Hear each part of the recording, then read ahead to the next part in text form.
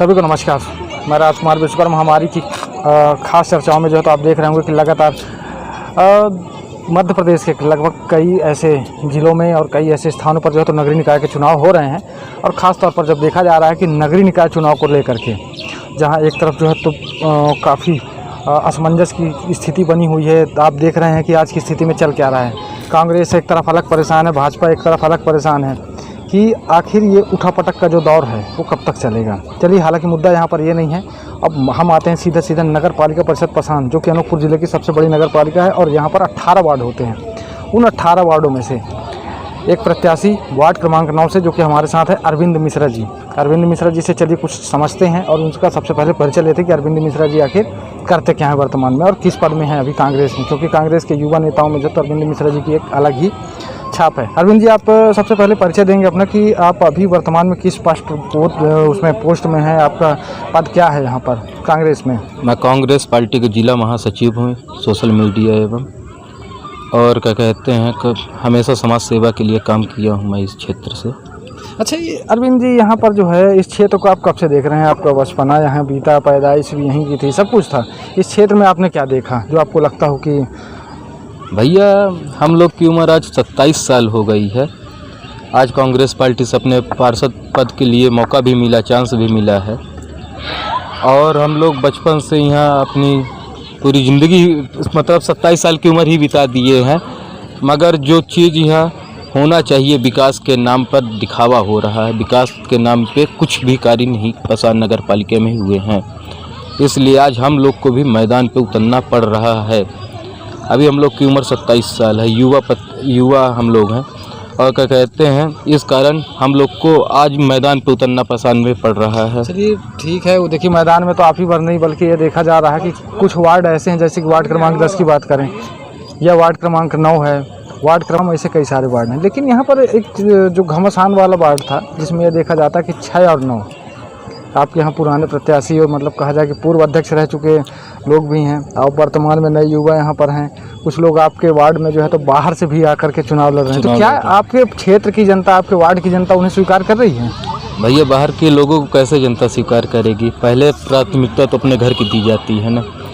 और ऐसा क्या हो रहा है कि आप दूसरे वार्ड से मेरे वार्ड में चुनाव लड़ने आ रहे हैं। आपका तो वार्ड 18 खुद ही सम्मान्य में है, तो आपको तो स्वयं अपने वार्ड से चुनाव लड़ना चाहिए। नहीं तो ऐसा क्या हुआ कि जिसकी वजह से लोग अब इतने उतावले हो रहे हैं? क्योंकि देखिए, पार्षदी का चुनाव है, 1800 रुपये महीने का वेतनमान होगा और तो कुछ रखा नहीं है। भैया, कुछ लोग के लिए 1800 रुपये है और कुछ लोगों के लिए पसान नगर पालिका पैसे का वो बन चुका, अड्डा बन चुका है। वहाँ से लोग पार्षद बन के आज आप पूर्व में देख लीजिए ना, जितने भी पार्षद चेयरमैन हमारे यहाँ से बन के पसान नगर पालिका से निकले, आज उनका घर देख लीजिए आप। जो गरीबी रेखा में बोर्ड मांगे थे, आज उनका घर देख लीजिए, उनका बैंक बैलेंस देख लीजिए। और हम जो युवा वर्ग के लोग हैं जो काम कर रहे हैं यहाँ समाज के लिए, हमारा बैंक बैलेंस देख लीजिए और हमारा घर आप देख लीजिए। तो आपने कुछ सोच रखा है क्या कि क्षेत्र के लिए? क्योंकि देखिए, यहाँ पर 2 तरह के लोग हैं। एक जो कई वर्षों से लड़ते आ रहे हैं, क्योंकि आप लोगों की जो लड़ाई है उनसे है।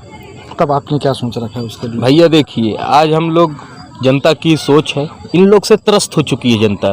पूर्व में चेयरमैन रह चुके हैं, उनके ही परिवार से वार्ड पार्षद रह चुके हैं। और जो अलग बीजेपी से जिनको सिंबल देके भेजा गया, वो तो दूसरे वार्ड के हैं। वो तो हमारे 9 नंबर वार्ड के है ही नहीं कैंडिडेट। उनको तो बीजेपी दूसरे वार्ड से हमारे वार्ड में भेजी गई है। और जो हमारे वार्ड के बीजेपी के लोग थे उनके साथ तो अपमान किया गया बीजेपी द्वारा।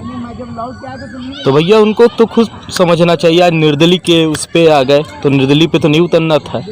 आपने सिंबल और बीजेपी के लिए सदैव काम किया और आपको तो उसी सिंबल से आना था। पर आज आप निर्दलीय आ रहे हैं, ऐसा क्या हुआ बीजेपी में? और आप तो कांग्रेस भी छोड़ के गए थे बीजेपी में, तब भी आज आपको चांस नहीं मिला। पर जो आज का गया हुआ कांग्रेस में एक पूर्व पार्षद, उसको तुरंत पार्षद की टिकट देके फिर से भेजा गया वार्ड क्रमांक 9 में हमें हराने के लिए। और सबसे बड़ी मुद्दा ये है भैया कि सब इकट्ठा हो चुके हैं मुझे हराने के लिए। 4 कैंडिडेट हैं, निर्दलीय भी जो इन्हीं लोग के भेजे हुए सब कैंडिडेट हैं। खाली अरविंद मिश्रा को कैसे पीछे छोड़ा जाए? अरविंद मिश्रा तो मगर समाज के लिए काम किया है, मुझे किसी को बताने की ज़रूरत नहीं। जनता जनार्दन अरविंद जी इस क्षेत्र में जो है मौखिक रूप से यहाँ देखा जाता है, प्रत्यक्ष प्रमाण भी है। आपके क्षेत्र में एक अस्पताल होता है, आज तमाम कई सारे मुद्दे हैं, लोकल ट्रेन को लेकर के है, तमाम ऐसे भैया अस्पताल तो आप इससे पूर्व में देखे होंगे हमारी पूरी युवा टीम पसान में एक डॉक्टर बैठाई थी, पर यहाँ पास आप पसान का दुर्भाग्य देखिए कि आज तक एक हॉस्पिटल सही मायने में नहीं। डॉक्टर को भी इन लोगों ने अपने पद का गरिमा दिखा दिखा के डॉक्टर को भगा चुके हैं। जमुना और पसान नगर पालिका में आज की डेट में सरकारी हॉस्पिटल नहीं है। यदि कॉलमाइंस की हॉस्पिटल हटा दे तो गरीब मर जाए इलाज बिना। और कई मुद्दे ऐसे आए आपके बीच में, आपने रिपोर्टिंग किया है कि कितने लोगों ने बिना दवाई के इलाज के मर गए यहाँ हॉस्पिटल में। ACCL भी उनका इलाज नहीं कर पाया।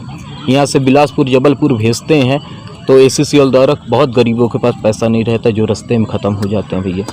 आज यहाँ हमारे क्षेत्र का मंत्री है बिसाहूलाल सिंह जी माननीय, तो उनको चाहिए कि पसान के नाम का हॉस्पिटल उनने परासी में जमा के रखा है। तो ये पसान की संपत्ति थी, परासी की संपत्ति नहीं थी। आज नहीं कल, इसीलिए हम लोग युवा मैदान पर उतर रहे हैं। कल अपना चीज़ हम हथिया के ले आएंगे और उनसे चाहे लड़ के ले आए चाहे छीन के ले आए, पर पसान की जनता का हक पसान की जनता को दिला के रहेंगे। ये हमारा वादा है। अरविंद जी, आप भी चुनाव लड़ रहे हैं, ऐसे में तो कई सारे लोग आप पर भी सवाल खड़े करेंगे कि अरविंद जो है तो चुनाव लड़ रहा है, तो क्यों लड़ रहा है? हम लोग भैया समाज की सेवा करने उतरे हैं। आप देखिए ना, पूर्व में हमने समाज की सेवा की है, पर ये नेता लोग समाज की सेवा नहीं करने दिए ना। आज हम लोग को मजबूरी हो चुकी है पसान में उतरना, समाज की सेवा करना। नहीं रहेंगे राजनीति में लोग, हम लोग को भालूमाड़ा में रहने नहीं देंगे। ये भी बात है इस चुनाव के बाद। यहाँ तक मैं इतनी बात बोल दिया हूँ आपके माध्यम से, इन लोग चुनाव के बाद हम लोग को रहने भी नहीं देंगे। इसलिए इस बार विशेष रूप से हमारी वार्ड क्रमांक 9 की जनता जान जाए किसको वोट डालना है, किसको नहीं डालना है। ये आज ऐसा क्या नौबत आ गया कि आप पिछले 10 साल चेयरमैन थे, 5 साल पार्षद रह चुके, आप क्या वार्ड में काम किया आपने? आज आपको क्यों वोट मांगने पब्लिक के पास जाना पड़ रहा है? पर मैं ये वादा करना चाहता हूँ आपके माध्यम से राजकुमार भैया, अगले 5 साल बाद मैं जनता के पास वोट मांगने नहीं जाऊँगा। मेरा काम ही मेरा परिचय देगा। और चुनाव लड़ना सबका हक है, वो भी लड़ सकते हैं, मैं भी लड़ सकता हूँ।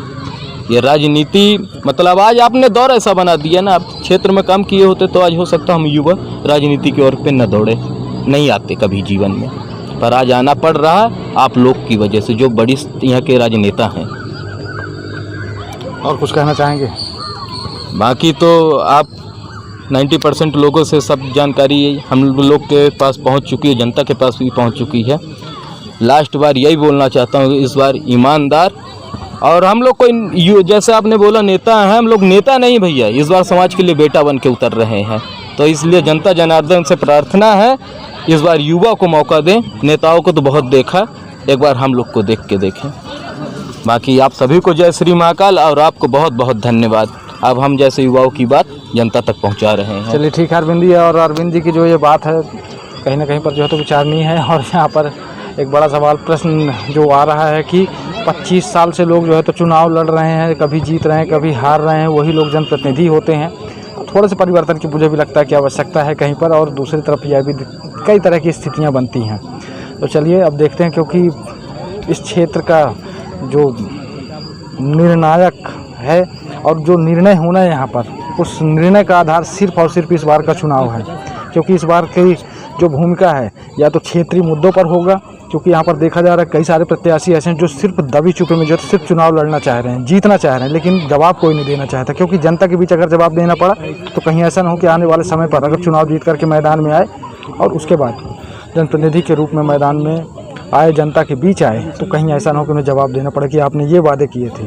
चलिए इसके साथ जो है तो मैं विराम देना चाहूँगा, और ऐसी कुछ चर्चाओं के साथ अगली कड़ी में हमारी मुलाकात फिर होगी इस पसान क्षेत्र की चर्चा के साथ कि चुनाव लड़ना क्यों ज़रूरी है और चुनाव किस लिए लड़ा जा रहा है।